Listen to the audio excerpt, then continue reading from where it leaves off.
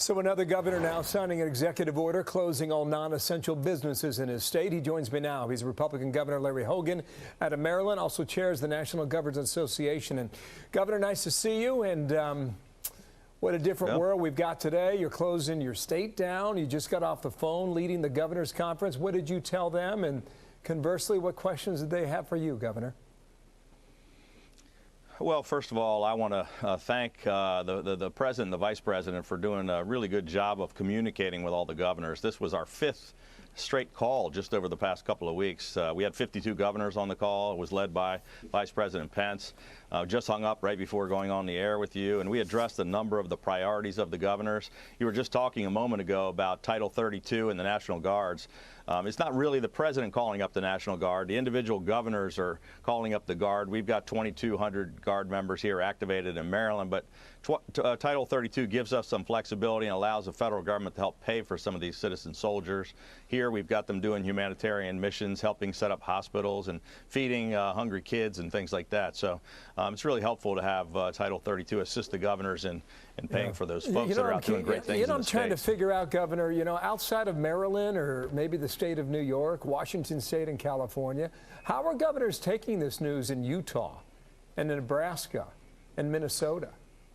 Well, so it's interesting. We've had an ongoing discussion with all the governors. I've talked to many of them individually, but we've had these calls with the president and vice president and their team. We've also had other calls with just the governors on conference calls on a regular basis, and it's a different response and a different amount of activity in each state. So many of them are in completely different situations. But look, this is something that has impacted every single state. We've now got at least cases in all 50 states, and different governors are responding in different ways. Different states are in different parts of this curve and have different obviously, New York is most impacted, followed by California and Washington, but other states are starting to have some serious problems, and some of the ones that aren't quite as effective are starting to pay a lot more attention. Governor, you are closing non-essential business in about 90 minutes in your state. Right. And you think about the impact that's going to have on so many millions of people there. Why do you think it's necessary?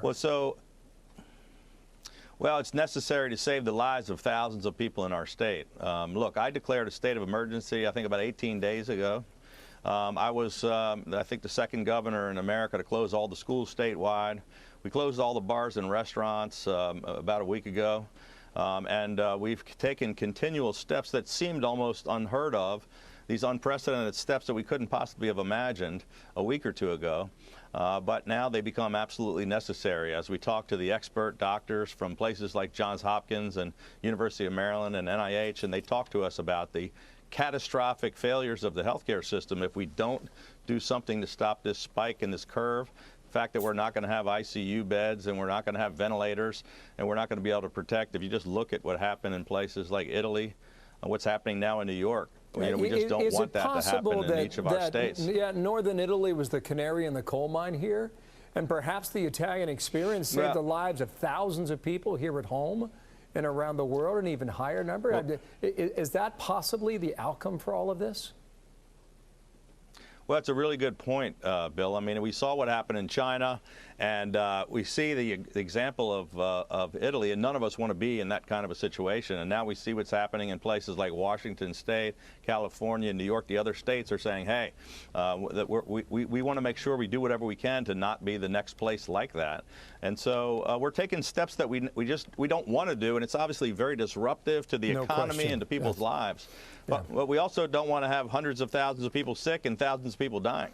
Thank you, Governor. Let's talk later in the week, okay? Larry Hogan there in Maryland. Thank you, sir.